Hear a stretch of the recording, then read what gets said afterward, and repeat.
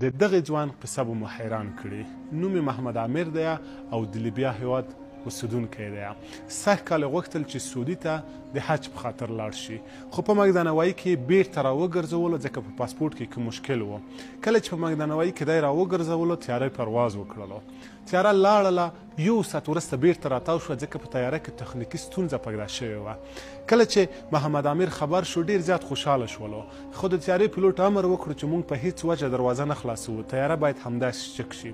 کله چې تیاره وکتله، تیاره جوړه روغه وه، بیا یې پرواز وکړلو. تیاره بیرته راتاو شوله ځکه بیا یې تخنیکي ستونزه پیدا کړې وه. بیا تیارې پرواز وکړو، په دریم ځل بیرته تیاره راتاو شوله. په دې وخت کې د محمد عامر د پاسپورټ مشکل هم حل شوی و.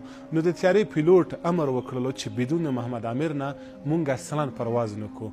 محمد عامر باید راشي تر څو پورې مونږ پرواز وکړو. دا ځوان په مګدانوایي کې ناست و او تر هغه پورې لاړ نه تر څو پورې چې الله سوال نه و قبول کړی.